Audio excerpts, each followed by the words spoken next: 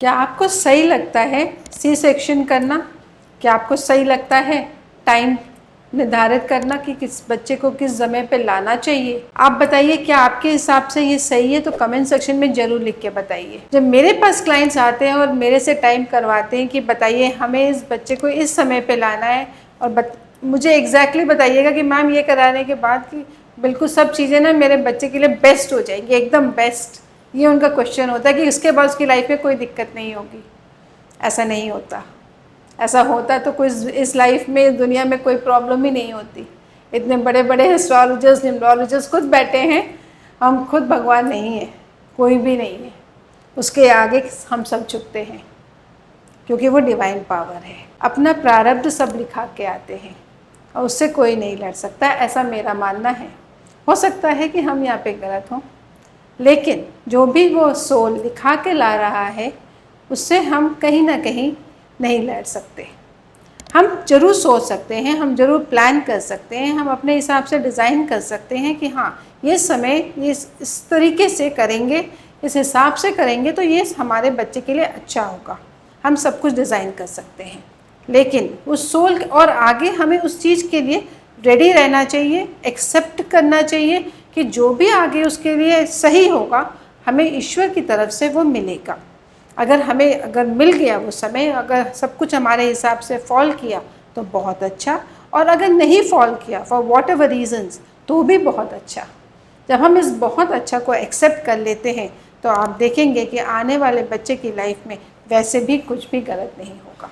यहाँ पे एक बहुत बड़ा क्वेश्चन होता है, क्योंकि मेरा मानना है कि यहाँ पे जब हम इस चीज़ को एक्सेप्ट करते हैं कि हमारी लाइफ में सब कुछ अगर हमने किसी के हाथ में दे दिया है, एक भरोसा, एक फेथ के संग, तो हमारी लाइफ में वैसे भी चीज़ें बहुत ज़्यादा सॉर्टेड होती हैं। जब हम किसी के ऊपर भी विश्वास करते हैं तो हमारी लाइफ में कोई भी दिक्कत वैसे भी नहीं आती। लाइफ है तो अप एंड डाउन तो आता ही रहेगा।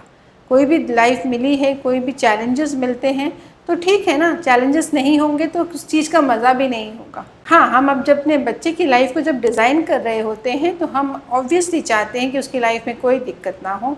हम उसके नाम को, उसके टाइम को हर तरीके से सही करने की कोशिश करते हैं। बहुत सारे पेरेंट्स ऐसे होते हैं ना कि जो लोग सोचते हैं कि हम सही टाइम, सही डेट के हिसाब से इसको करेंगे। सही लोग सोचते हैं कि हम सही मुहूर्त के हिसाब से लेंगे, कि सही नक्षत्र में पड़ रहा हो, सही तिथि हो।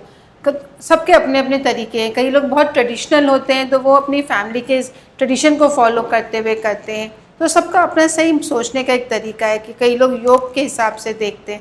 कोई सही गलत नहीं है, सबके अपने बिलीफ सिस्टम है।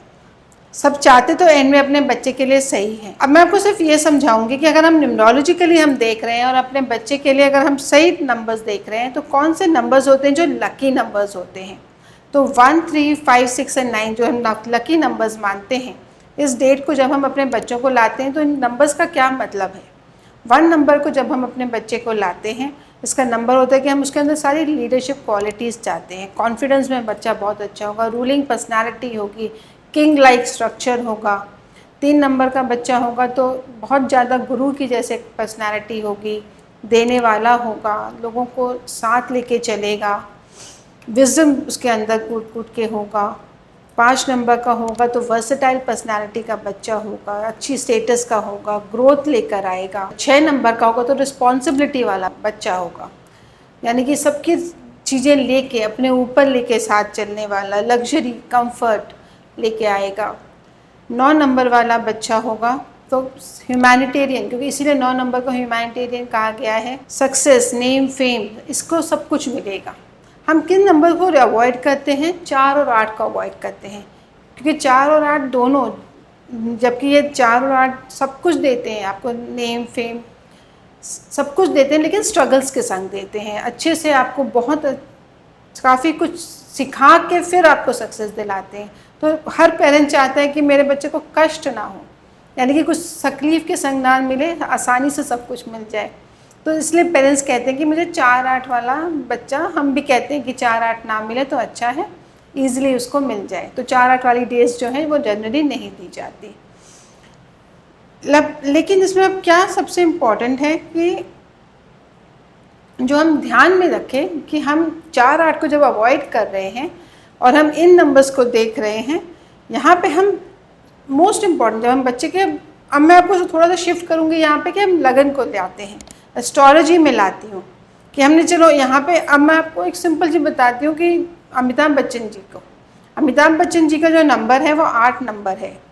अब आप सब जानते हैं कि अमिताभ बच्चन अपनी लाइफ में कितने सक्सेसफुल रहे हैं, क्योंकि उनकी लाइफ में स्ट्रगल नहीं, ऐसा नहीं कि स्ट्रगल नहीं रहा, स्ट्रगल के संग उनको कितना कुछ मिला ना। आप समझते हैं एस्ट्रोलॉजिकली कि कितना कुछ हम अपनी लाइफ में ले सकते हैं अगर हमारा लगन अच्छा हो। अगर हम, क्योंकि जो लोग एस्ट्रोलॉजी में बिलीव करते हैं कि नक्षत्र योग के संग अपने बच्चे का जन्म कराते हैं, तो उनको क्या होता है कि स्ट्रॉन्ग लगन मिलता है। अच्छे लगन का मतलब है अच्छी हेल्थ, अच्छी इम्यूनिटी, पैसा, अच्छा बैलेंस माइंड, अच्छा इमोशनल स्ट्रेंथ, क्योंकि पहला घर जो होता है वो आपका होता है। लगन जो है वो आप खुद हैं, यानी कि आपका माइंडसेट है, आप वैसे ही पर्सनैलिटी के संग पैदा होंगे, आपकी हेल्थ है, इन सब में मेरा बच्चा अच्छा हो तो बाकी चीज़ें अपने आप सॉर्ट होती हैं।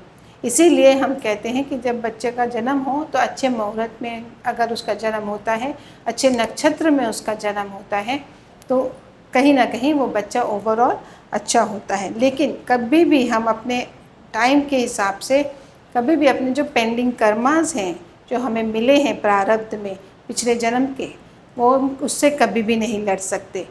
तो जो प्री डिसाइडेड है, जो सोल ने खुद चूज़ किया है, अगर वो आप उससे नहीं लड़ सकते। अगर किसी कारण से अगर आप देख रहे हैं कि प्री मैच्योर बच्चा पैदा हो गया या किसी वजह से वो डिले हो गई, थोड़ी लेट पैदा हुआ बच्चा, तो उसको एक्सेप्ट कर लीजिए, कोई बात नहीं।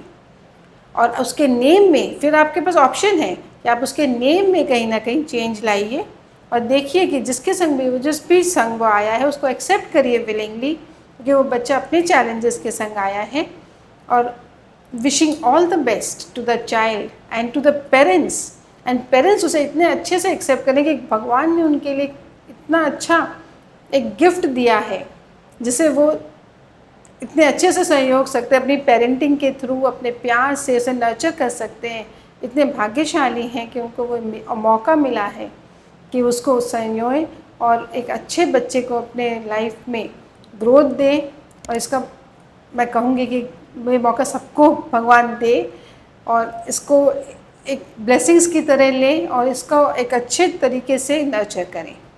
और अगर आपको ये वीडियो अच्छा लगा हो तो जो भी इसको बिलीव करते हैं, जो आप ऐसे में प्रेग्नेंट हैं या जो लोग इसमें जाना चाहते हैं, उनके संग ये वीडियो ज़रूर शेयर करें। और जो भी क्वेश्चंस हों आपके, आप कमेंट सेक्शन में लिखें और जानना चाहते हैं उसे ज़रूर, कोई डाउट हो तो भी लिखें। All the best. ओम नमः शिवाय।